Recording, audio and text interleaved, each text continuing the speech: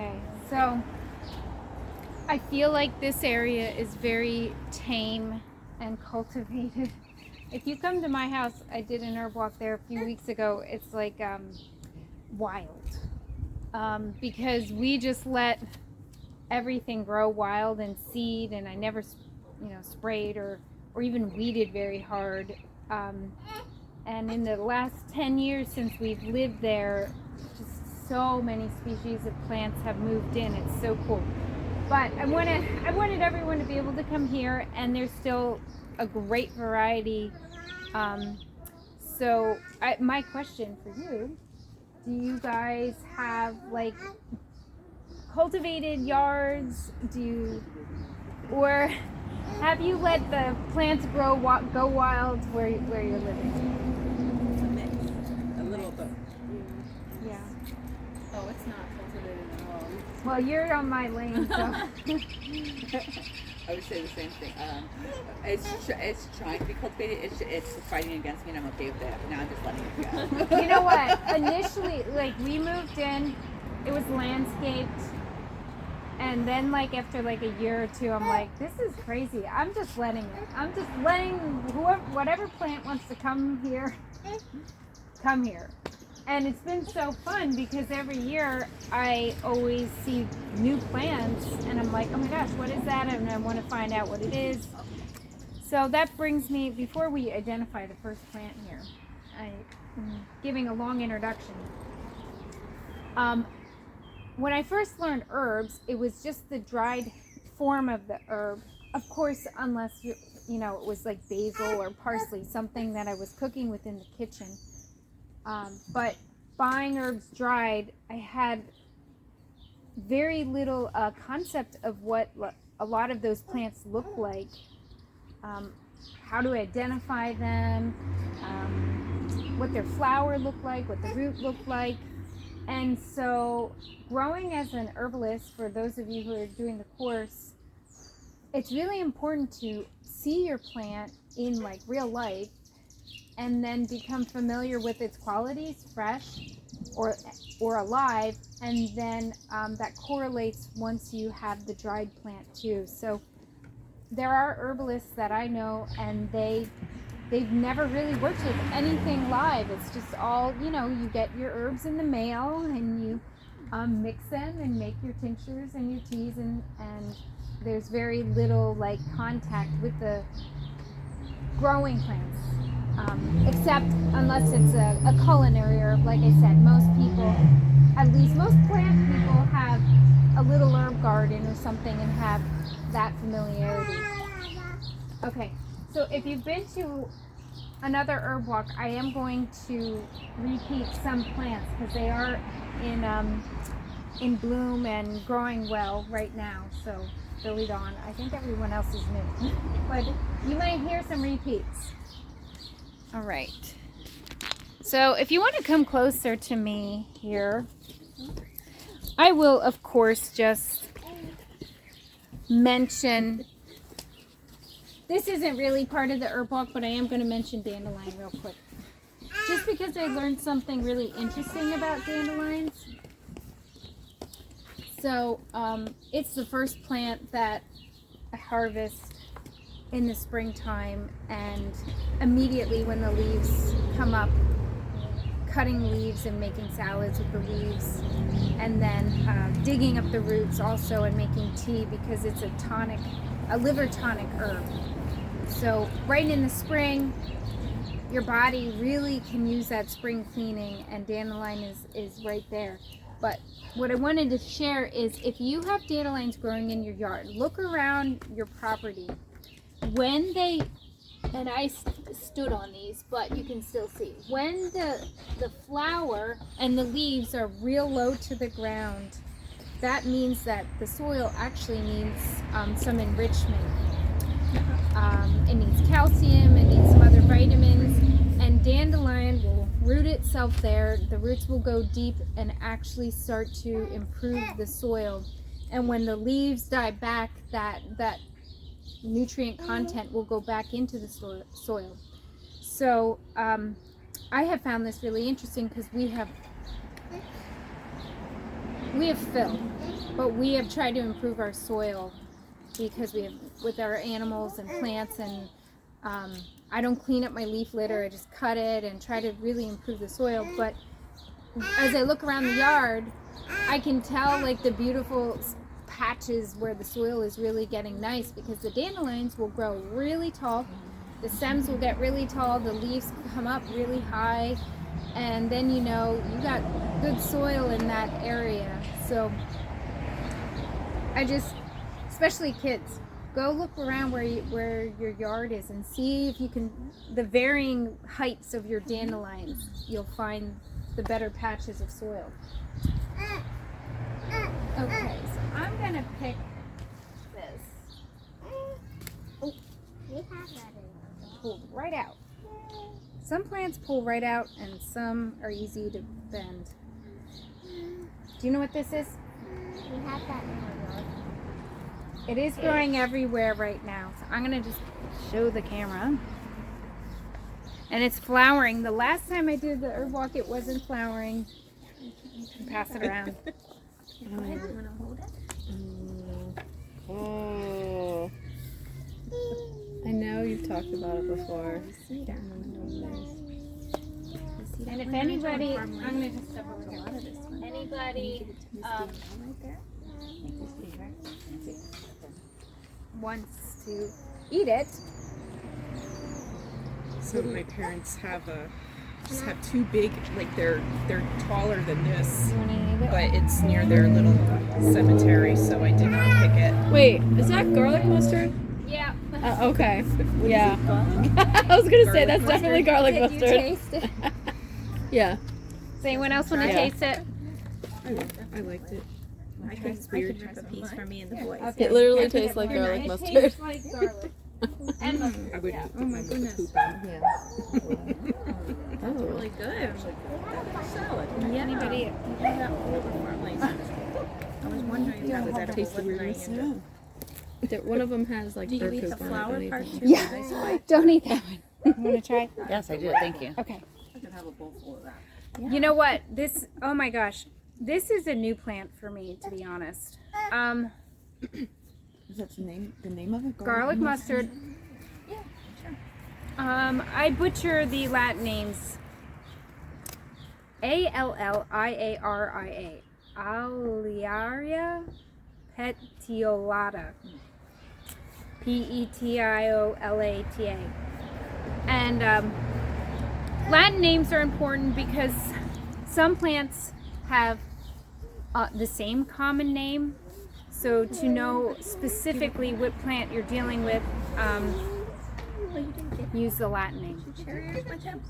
Did drop or what? But it's actually a little less bitter before it flowers. This spring we were picking it, and we pretty much made a salad with just the garlic mustard leaves.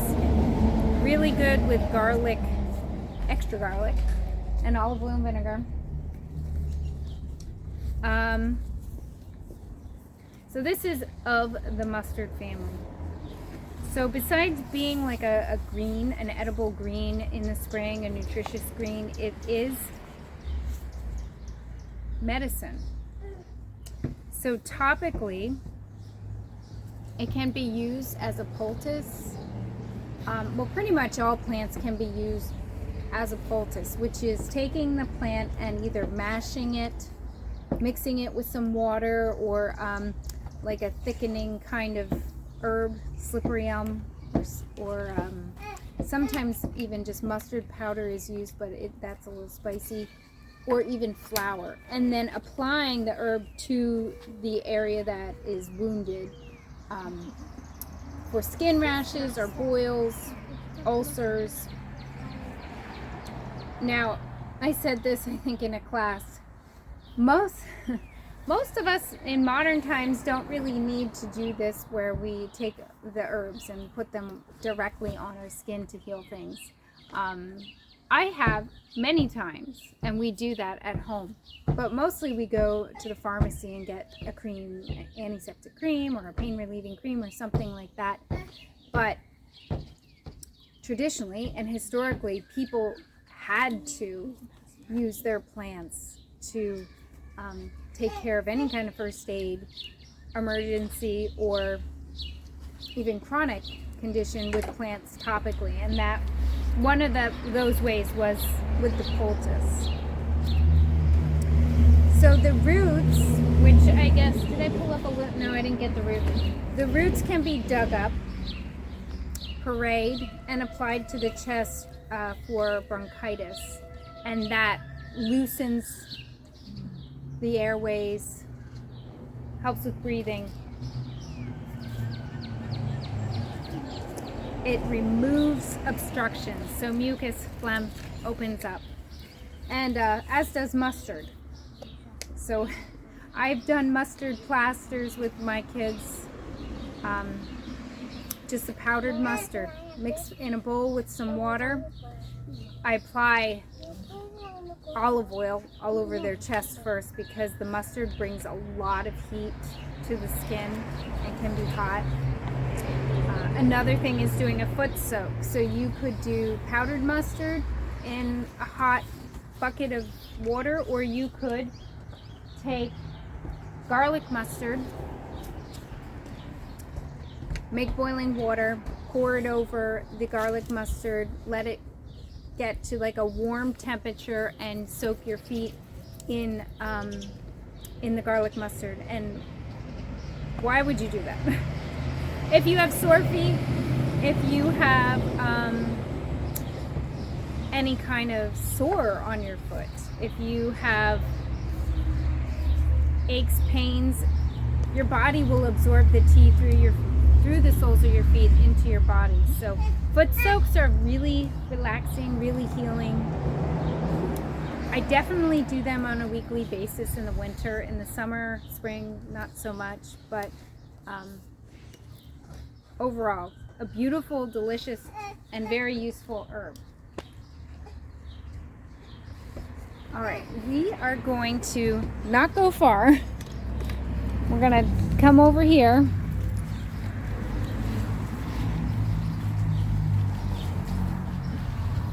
There's a couple things here. Well, if you want to just look down right where we are, and this is another super common plant, but so important to know, really useful, right all in here. I'm gonna just pick up some of the leaves. Anybody know this one?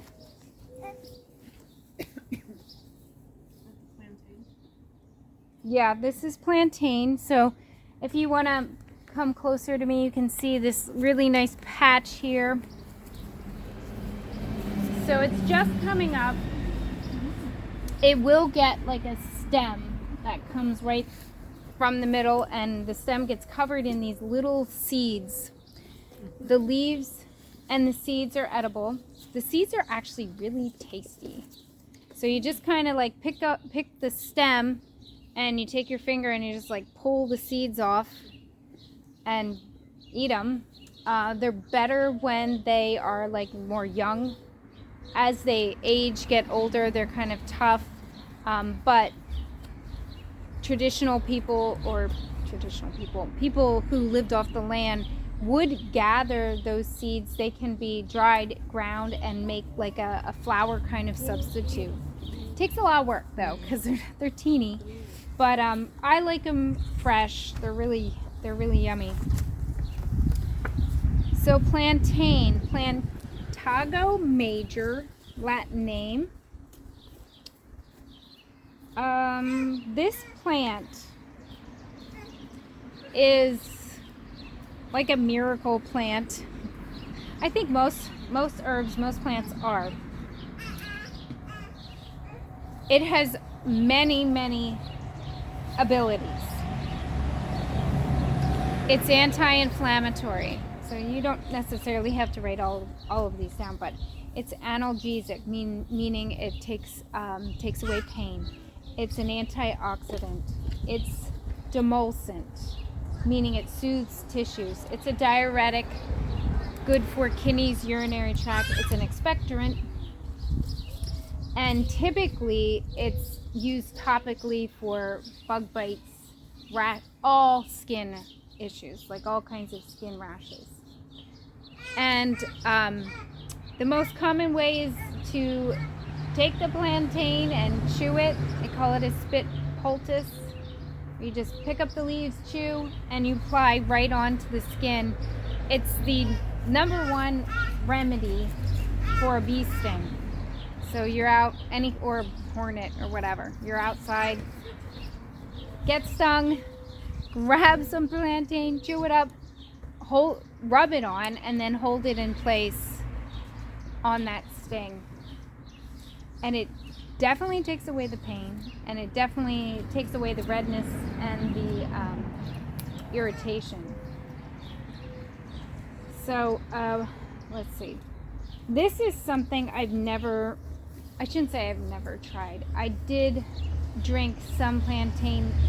I dry plantain and I add it to tea blends, but one of my books had a specific remedy for healing the gut, and plantain can do so in some instances where a person has leaky gut or autoimmune issues, and drinking fresh plantain leaf tea 2 to 3 cups a day over a period of time, it has to like build in the system.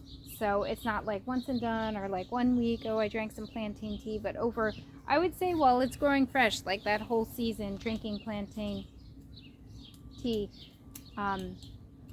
really kind of detoxifies, and then its demulcent, which is soothing effects, will help soothe the digestive system.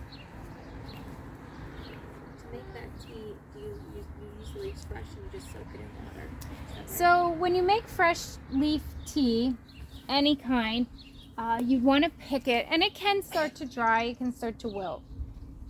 So you pick your leaves, and I would go, like typically I say 1 teaspoon of herb, but for this particular instance, or this plant, I would do probably 2 tablespoons of the fresh herb. Make your boiling water, put the herb either in a cup or a whole teapot, and pour the water over top. So let's say 2 tablespoons of herb per cup of water as the measurement, and then steep it. The water will get very green, and then just strain and drink. So Do you break the leaves up? you don't have to. They're soft. It works just with the boiling water. I noticed when we were making tea out of the mint leaves that she broke hers up and I didn't. Oh, and was hers better? Water was green and mine wasn't. Okay. And we had it in the sun though, so. Oh, the it sun could have tea. been, Yeah, in the sun, you really should kind of bruise the Okay. leaves and break them up a little bit. Yeah. But boiling it, you don't Okay. have to. Are you eating garlic mustard stuff? What are you eating now? All right. She's like, I don't know. This. Oh, you found more garlic mustard. I wanted to talk about this tree because it's just a beautiful old tree, and it was blooming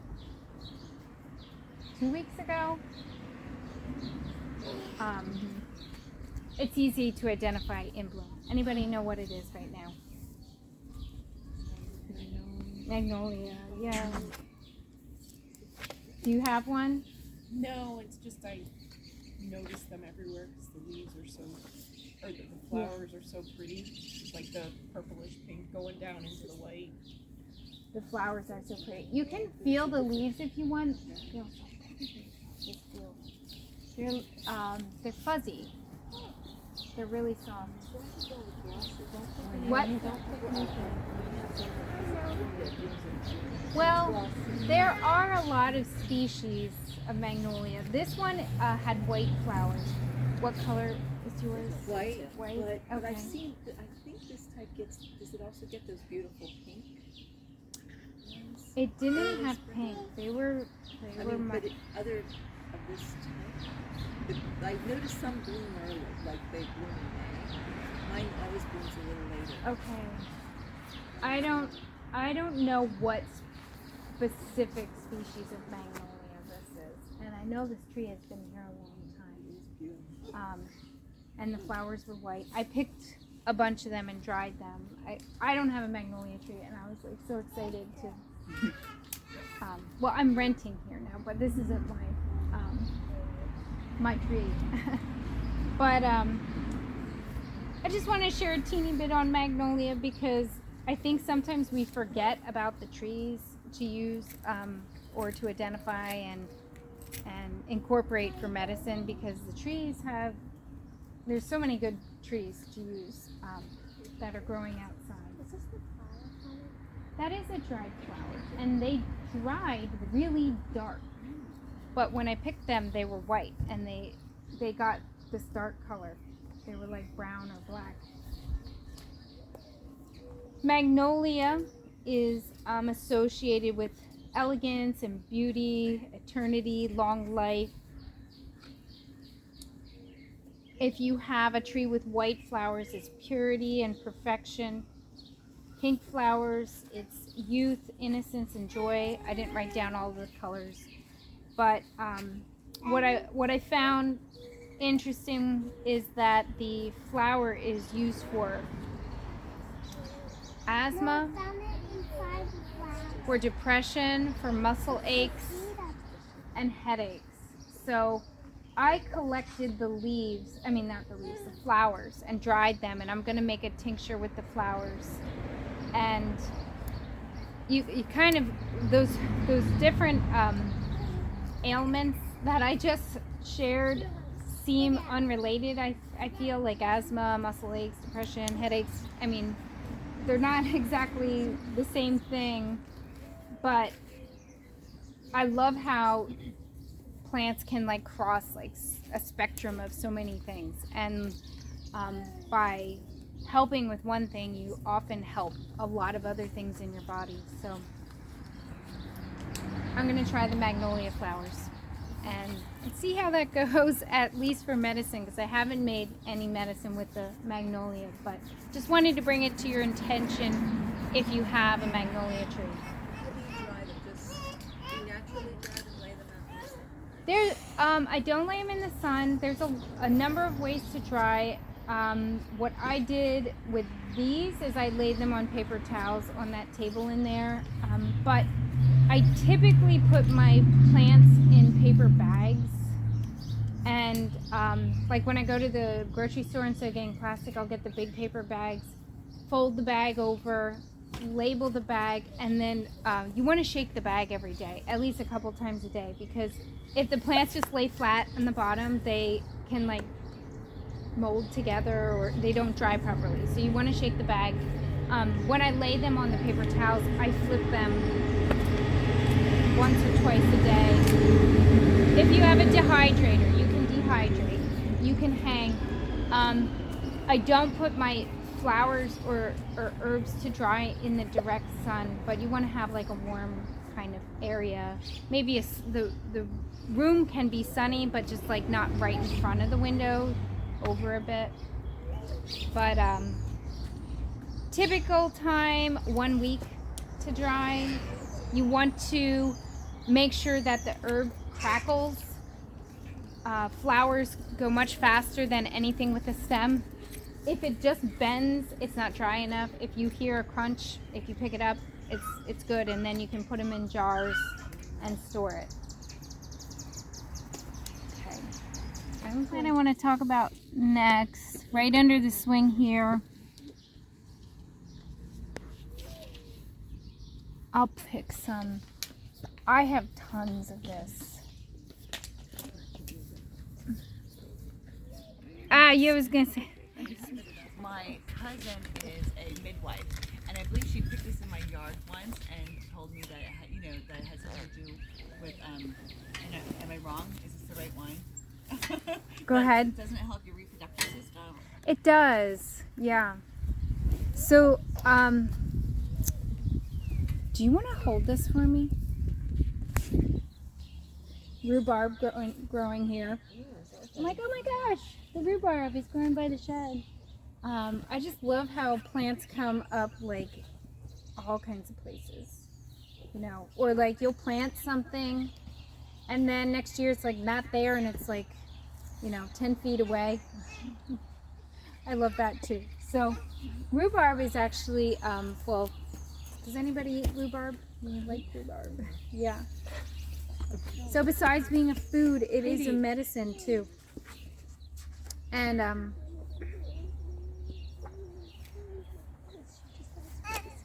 our herbs are really our food and our medicine at the same time.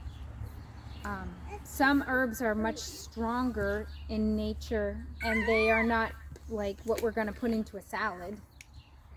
They're more for stronger, urgent issues. But many plants and herbs are, you know, vegetables with added benefits. So wanted to talk about the rhubarb because most people grow it. Do you guys have rhubarb? All right. It is, oh boy, I don't even know if I want to say this Latin name. I'm going to spell it. So this is what would be garden rhubarb, common name. The Latin name is Rheum, rheum, and then raponticum. Rhaponticum.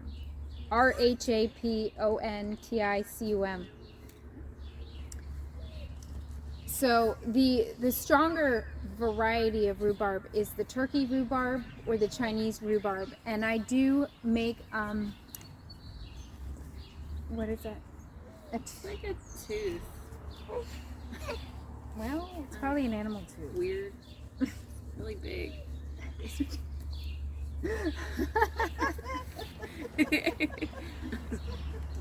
Well, this is an old property. I don't know. That is most definitely some sort of animal tooth, but Well, it's not a human tooth. I know that. Oh, You wanna see it? Billy Dawn might know. Show her what it is. Show her. I used to look for bones. Is that a tooth? That is a molar. It's a little moldy, algified. That is old. That's been sitting there for a while. Yeah, it's weathered. I'm sorry. Turned into forensic herb laser. Pretty cool. Yeah. Yeah, that's There's no flesh on it. That is an older one.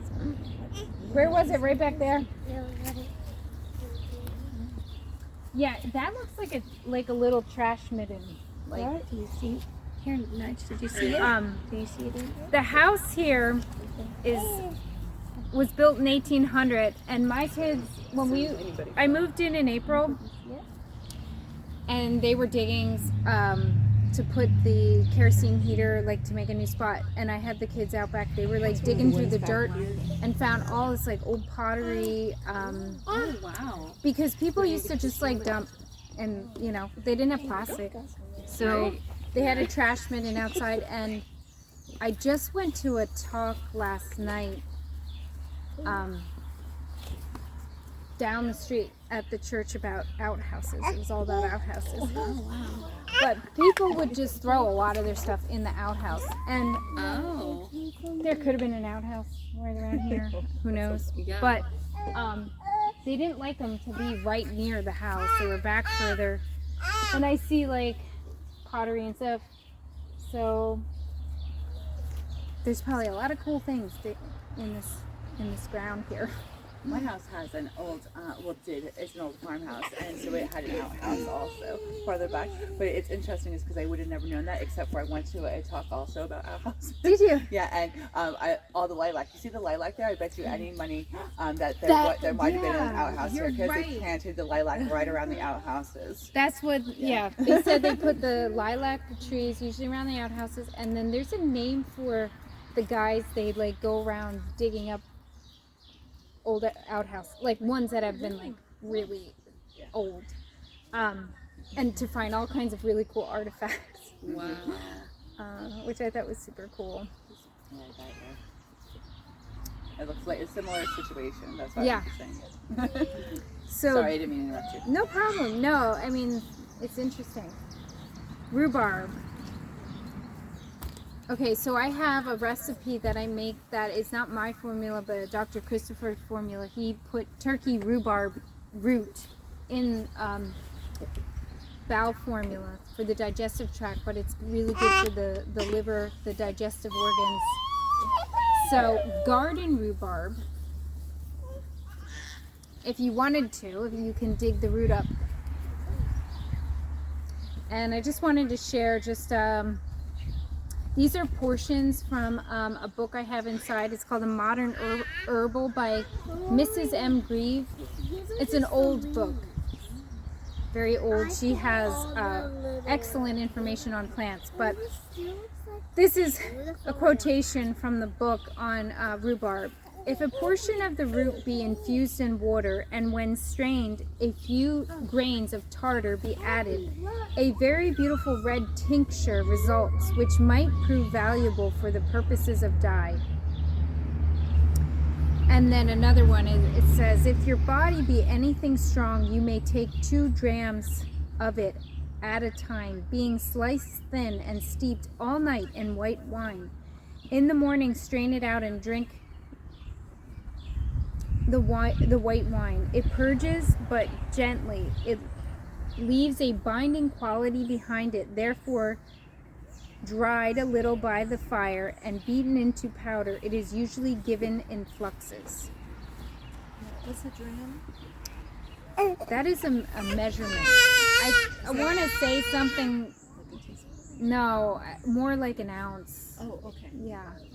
If the old-timey pill bottles, like even just a couple years ago, because I've only been practicing veterinary medicine since '97 legally, like with an occupational license, and it's still, I don't know about recently, I didn't check my vets when we picked up my dog's meds the other week, but on the bottom it would be like 30 grams and stuff. Yeah, so they still kind of hide it in there, but it's not But it's like, about an ounce. I'm guessing. Yeah. That's what I'm it depends guessing. what you're doing. It's like, you know, like if you convert milliliters to ounces or something, it's Yeah. just, and Is it a weight measure or a quantity? it goes, Well, they kinda liquid do the measure. same. Oh, it's a liquid. Yeah, they kind of do So the it same would- like with the old measure. So that was like sort of like an old time recipe. But anyway, rhubarb you traditionally cook and not eat it raw. It has oxalic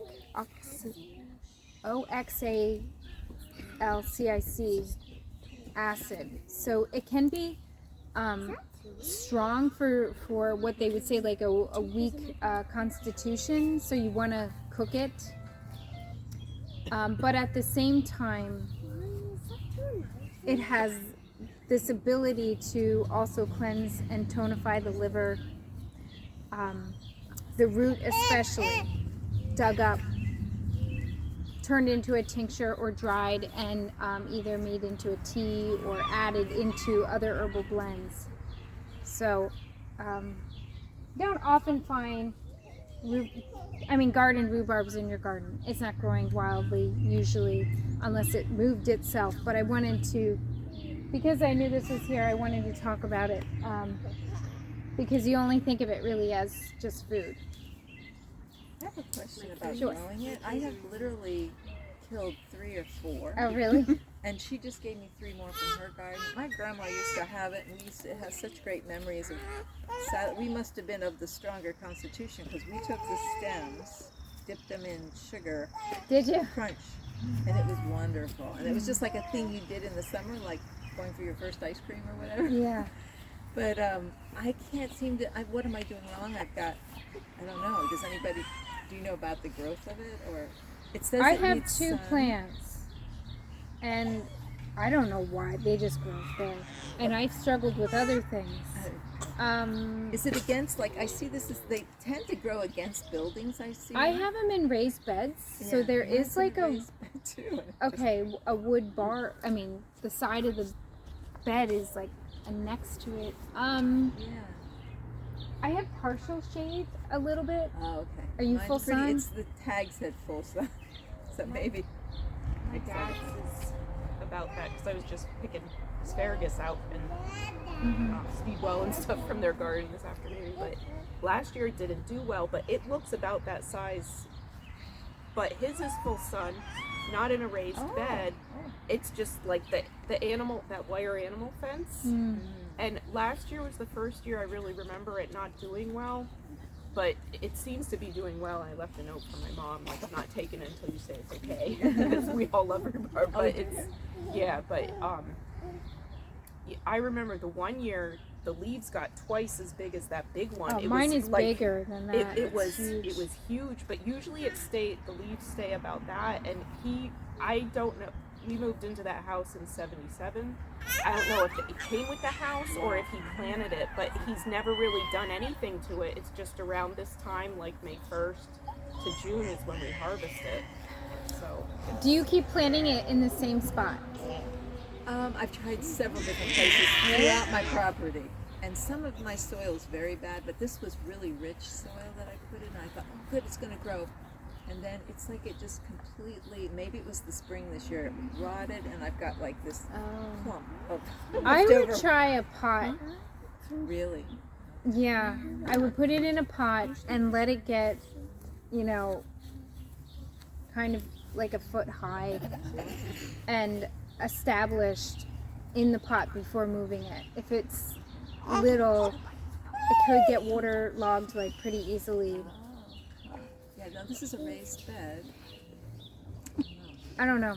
I think that's what I usually do when something isn't working. I'm like, all right, I'm just going to put it in the pot for a while. See what happens. Thank you. I've heard that the leaves are poisonous. Is that accurate at all? Well, that's what, I don't know if I wrote down this word. Do you know that word, Billy Dawn? It's like the oxalates, like people who get like the calcium-based kidney stones, those are usually calcium oxalates, so you're told to stay far away from like a lot of leafy greens. And I have heard the same thing, like the leaves are poisonous, stay away. I've never ventured, this is my first year venturing into backyard plants other than what came out of my dad's garden, so. Well, I'm going to say a lot of plants that are considered poisonous are not necessarily poisonous. And I learned this from Dr. Christopher. They cause the body to purge, to cleanse. They're emetic. You could spit up, you could vomit. And depending on the constitution of the person, depending on if the person has congestion or maybe their liver is not optimal or clogged, you could, if you ate a whole leaf, you might seem like you got sick. Whereas someone else who's like, I always think of like farm people who grew up on a farm, not exposure to all kinds of toxins, like they raised their own food and eggs and worked, outside. They probably could eat a lot different than someone like, living the opposite kind of life, and they're not going to be poisoned or have that kind of cleansing reaction. So I would stay away from it if you're unsure. Don't eat the leaves. Eat the stems, cook them. If you think your body is like overrun with toxins, usually if you have skin issues, if there's skin rashes or allergies, then your liver needs some nurturing. So then you're not going to want to go eat a ton of plants with oxalates, like she said, like the greens. You would want to eat them, but build up endurance, let your body cleanse like kind of slowly. So yeah, that's what, because I know, being a veterinary nurse and having multiple bouts of kidney stones myself and seeing them on microscope, the oxalate crystals aren't very friendly to your urinary tract. But even now, after I had that issue, because I have a high calcium issue as well. But I still eat, like, yesterday I had like 3 huge servings of spinach. So Yeah. I'm kind of like hoping for the best, because I'm like, well, I mean, I love it, so it's just, I figure it has to do some good. Well, it's amazing what the body gets used to. I mean, if you are used to eating a lot of greens, like someone who isn't, they'll I've heard people say, like, I can't eat salad, or I can't eat cabbage, or I can't eat broccoli. Well, you know, if you had half a cup or a quarter cup, and then you had a half a cup after a period of time, like, eventually your body's going to cleanse it, you know, slowly, and now you can eat a plate of broccoli.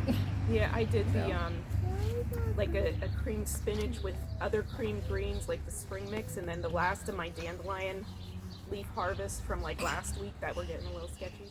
It was very good. Oh, nice. So I'm going to just talk about this plant back here, and we didn't get very far. I should do a walk where we just walk, and I'm like, that's this, but I like to, like, give more information about the plants. So, down there, this soil is not enriched at all, but that plant down there, anybody know what that is? It normally is big. Is it the one that looks like rhubarb, but it's not? So To me, it reminds me of rhubarb. Yeah. it does remind you of rhubarb, but it doesn't have the redness. That is burdock, and burdock can be big, really big, but there looks to be just like rocks back here, and like maybe it's like a little bit of soil mixed in or something, and so it managed to grow back there. I wouldn't harvest that burdock, but that plant is like one of the most amazing plants ever, so I wanted to talk about it. And just real quick, because we are going to go in, I have tea and stuff. Burdock, anybody know, like, those burrs, you know, let's see, late summer, early fall, those brown sticky burrs, they call them burrs. It's like Velcro. Yeah. They stick all over you when you go in all over the animals. I think my cat still has some on her because she's really long hair. But that's from burdock. So burdock gets big. It doesn't really flower. It gets these burrs, those little brown things. They attach to animals, and the animals spread them all over, and then it grows some more. Did you say burdock with a B or burdock with a B? B, boy. All right, so I always have burdock root. I usually buy it powdered. I do not have a lot of good burdock at my house, but I have a friend who has a lot of burdock growing, and I'll go harvest, digging up some root and getting the leaves. If I had to put it on a list of like my top 10 herbs that I would want to have, burdock would be on there. It is an amazing healer and cleansing herb for the whole body. It's they call it the herb for overload of toxins. It can chronic skin issues, get rid of heavy metals. It can even be used for venomous snake bites. Just like really, really effective plant. The root is sweet. It's starchy. In China, they cook it. I guess you can get it at the grocery. Burdock root, like we would get potatoes or carrots or something. So it's big? Well, depending on the plant. But you have a big plant, you have pretty big root. The root is like, it looks brown or black, like the flesh outside of it, but it's very white in the inside. Burdock tea tastes delicious. Burdock root tea. If you make tea from the leaves, so bitter. So bitter. Both work similarly, though. Even though the root is not bitter, they both work similarly in the body.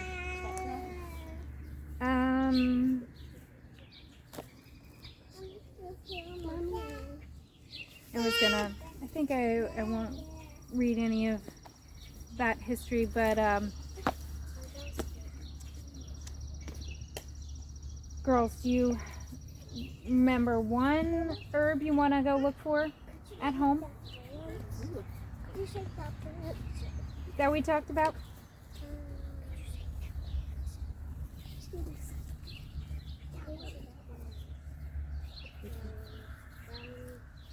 What? The roundish ones. Where? The one that was on the ground over there? The one that was low to the ground? Look, Mom. Plantain? Look, Mom. Oh, plantain. I know Plantain. that. Yeah. So I tried to pick things that I think you would definitely have. So go home I and want to find burdock in our yard. if you do, let me know. I have one growing at my front porch, like under the cement step. Somehow it must have got its root really deep because it's nice. But there's not a lot of burdock where we are because I've looked. If you find any, let me know. Yeah. What's the difference between that and what was in your yard, the broadleaf dock? So then there's Bitterdock, which I didn't talk about. That is a different family, Okay. even though it Trying to has figure out what's in the stalk. back there. But Bitterdock is really common and looks similar, but it again has a redness in the center. Can I eat these? No. That, what is this? Maple? I don't think I would eat a maple leaf. Probably can, but maybe a bite, but don't eat it.